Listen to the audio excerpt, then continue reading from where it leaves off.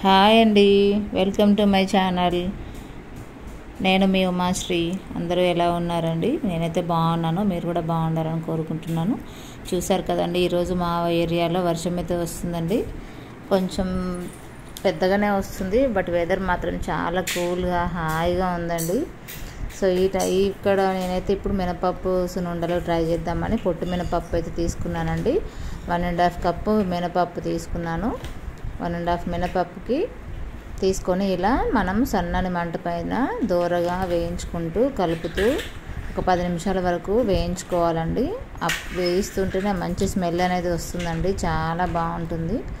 చూసుకొని మాడకుండా పప్పు అనేది జాగ్రత్తగా వేయించుకోండి. ఈ లోపల నేనైతే నెయ్యి అండి, రాత్రి నెయ్యి కోసం ఈ ప్లాన్ అనేది ఏంటంటే, రాత్రి వేగడంతా నేను చిలికేసి ఇలా ఫ్రిడ్జ్లో అయితే పెట్టానండి. చూడండి, గట్టిగా అయింది. ఇప్పుడు మనము సున్నుండలోకి నెయ్యి కావాలి కాబట్టి ఇప్పుడు ఈ వెన్న తీసుకొని మనము మినపప్పు అయితే వేగిపోయిందండి, పక్కన వేయించుకుంటూ ఉన్నాను. ఆ మినపప్పు వేగిన తర్వాత ఇప్పుడు అదే గిన్నెలోకి మనము ఈ వెన్న అనేది తీసుకొని ఎక్కువ మరిగేంత వరకు జాగ్రత్తగా దగ్గరుండి వేయించుకోవాలండి. లేదంటే వెన్న అనేది మాడిపోయి అడుగున గసిలాగా వచ్చేస్తుంది. సో ఇది కూడా సిమ్లో స్టీల్ గిన్నె కాబట్టి సిమ్లోనే చేసుకోండి మెల్లగా. చూసారు కదా, వెన్న అనేది కలగడం స్టార్ట్ అయింది. ఈ వెన్న మెల్లగా సిమ్లో పెట్టుకొని కలుపుకుంటూ పక్కన మనము బెల్లం కూడా కొలుచుకొని పక్కన పెట్టుకుందామండి. సో మనము 1.5 మినపప్పు తీసుకున్నామండి. 1.5 మినపప్పుకి నేను 1.5 బెల్లం అయితే తీసుకుంటానండి. ఒకవేళ ఎక్కువ బెల్లం స్వీట్ తినే వాళ్ళైతే సేమ్ ఈక్వల్గా తీసుకోవచ్చండి. 1.5 మినపప్పుకి 1.5 బెల్లం తీసుకోవచ్చు. నేనైతే కొంచెం తక్కువగానే 1.5 బెల్లం అయితే యూజ్ చేశానండి. సో ఆ బెల్లం పక్కన పెట్టేసి ఇలా మనం వేయించుకున్న పప్పు అనేది చల్లారిపోయిందండి. ఇప్పుడు ఫస్ట్ పప్పును మిక్సీ పట్టుకోవాలండి. బెల్లము పప్పు ఒకేసారి మిక్సీ పడితే మినపప్పు అనేది అలాగే ఉండిపోతుంది. సో ఈ మినపప్పుని మెత్తగా మిక్సీ పట్టుకొని తర్వాత బెల్లం వేసుకొని ఇలా ఫస్ట్ టైం చేసే వాళ్ళైతే మినపప్పు పొడి పొడిగా వస్తుందండి మిక్సీ పెట్టినప్పుడు. సో మీరు అప్పుడు జల్లెడ పట్టుకోండి, అప్పుడు మెత్తగా వస్తుంది, చాలా బాగుంటుంది. ఇలా బెల్లము మినప్పిండి అనేది మినపప్పు ఒకేసారి మిక్సీ పట్టిన తర్వాత మెత్తగా సాఫ్ట్గా అవుతుందండి. చూసారు కదా, నెయ్యి కూడా రెడీ అయింది. ఇప్పుడు ఈ నెయ్యి ఇంకా అలాగే ఈ పొడిలో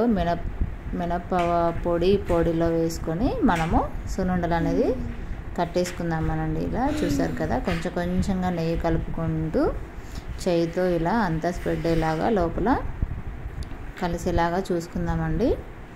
సో చూసారు కదా, నేను మా బాబు ఇద్దరం చేస్తున్నాం సున్నుండలు. సో నెయ్యి సరిపోలేదండి, మళ్ళీ ఇంకొంచెం నెయ్యి పోసుకొని అలా తడుపుకుంటూ మనము ఉండల్లాగా చుట్టుకోవాలండి. దగ్గర ఒక 20 సున్నుండలు అయితే అయ్యాయండి నాకు. సో ఇలా కొంచెం కొంచెం నెయ్యి వేసుకుంటూ మనము ఉండలు చుట్టేసుకుందామండి.